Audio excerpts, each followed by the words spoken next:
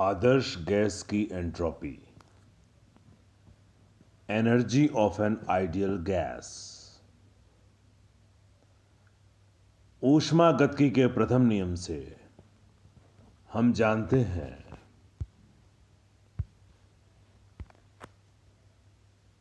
कि del q equals to d e bar plus p bar d v. ऊष्मागतिकी का प्रथम नियम, जो कि ऊर्जा संरक्षण के नियम पर आधारित है, उसके अनुसार किसी भी निकाय को दी गई ऊष्मा का कुछ भाग यूजफुल वर्क में व्यय होता है और शेष भाग उसकी आंतरिक ऊर्जा में वृद्धि करता है। तो इस प्रकार से ये जो वेल नोन इक्वेशन है, इसके बारे में हम स्टडी कर चुके हैं। अब इसके बाद यहां जो फर्स्ट टर्म है डी ई बार, इसके स्थान पर हम नियत आयतन पर मोलर विशिष्ट ऊष्मा सीवी के टर्म्स में व्यंजक लिखेंगे। उस व्यंजक को यहां फर्स्ट टर्म में डीई बार के स्थान पर सब्स्टिट्यूट कर देंगे। नियत आयतन पर मोलर विशिष्ट ऊष्मा अर्थात c v equals to 1/n d e bar upon dt। यहां से d e bar equals to n c v dt। तो ये हमें वैल्यू प्राप्त होती है। इस डीई बार का यूज हम ऊष्मागतिकी के प्रथम नियम के समीकरण में कर रहे हैं, अर्थात डेल क्यू इक्वल्स टू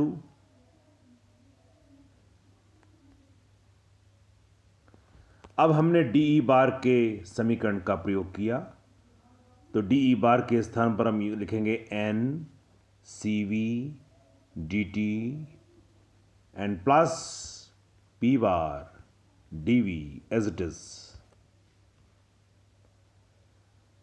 अब संपूर्ण समीकरण को t से विभाजित करिए, तो del q divided by t equals to n c v dt upon t plus p bar dv upon t।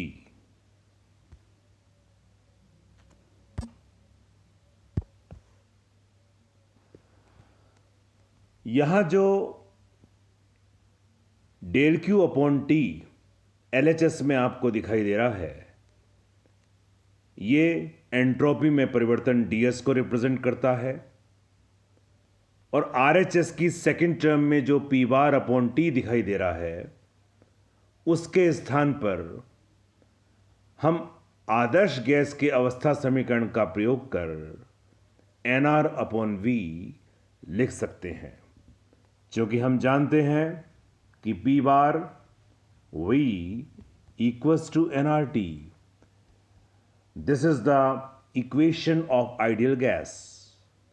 यहां से पी बार अपॉन टी की जो वैल्यू है, that is nr upon v, इसको हम सब्स्टिट्यूट कर देंगे ऊपर की समीकरण में RHS की सेकंड टर्म में। इस प्रकार डेल क्यू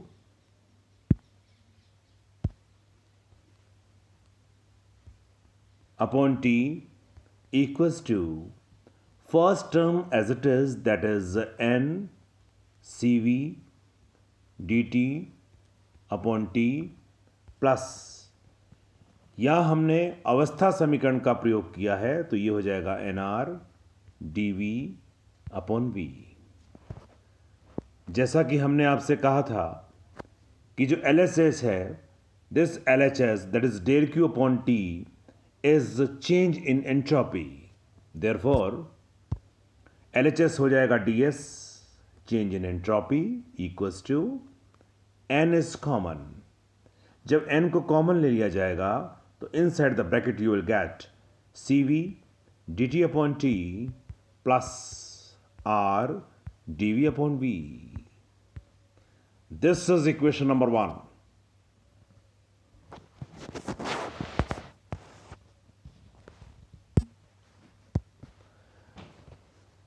अब हम ये कल्पना करते हैं कि आदर्श गैस की प्रारंभिक स्थूल अवस्था में दाब P0, आयतन V0 तथा टेम्परेचर T0 है।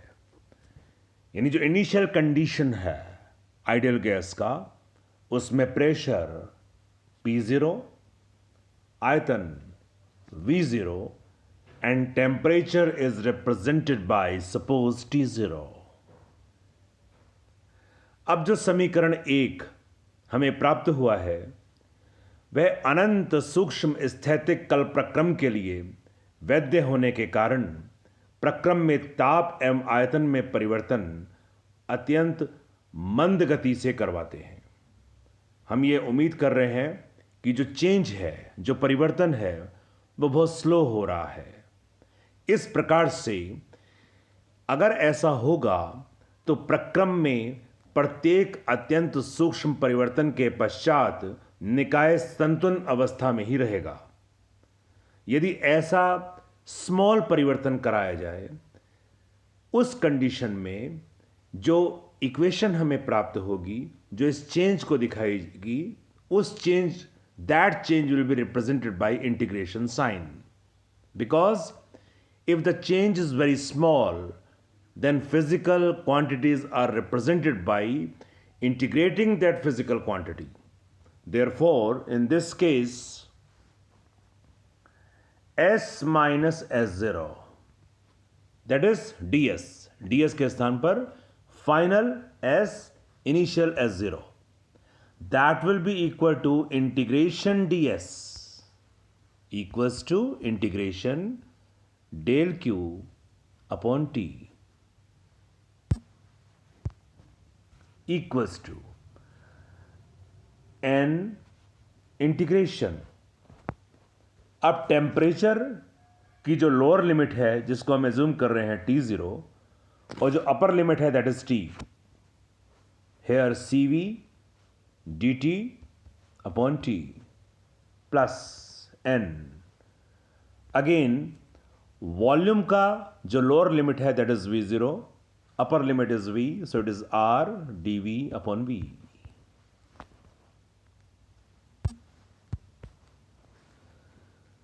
यदि प्रक्रम की विशिष्ट ऊष्मा ताप पर निर्भर नहीं करती तो उस कंडीशन में CV को हम इंटीग्रेशन साइन से बाहर ले सकते हैं, that is S minus S0 equals to N CV को हमने इंटीग्रेशन साइन के बाहर ले लिया, and the remaining thing is log T upon T0, because the integration of 1 upon T will be log T, and if you put the upper and lower limit you will get log T upon T0 plus NR log V upon V0।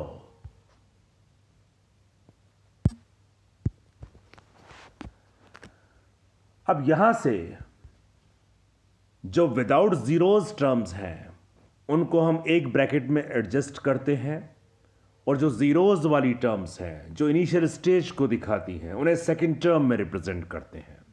तो जो first term होगी that is without zeros, वो होगी n which is common. Inside the bracket you will get CV log T plus R log V। This is the first term plus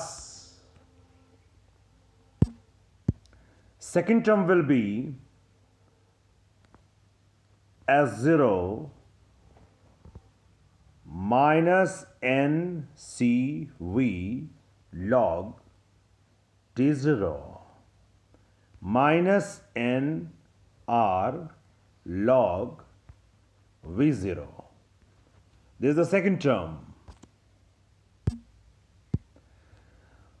A first term and then plus second term.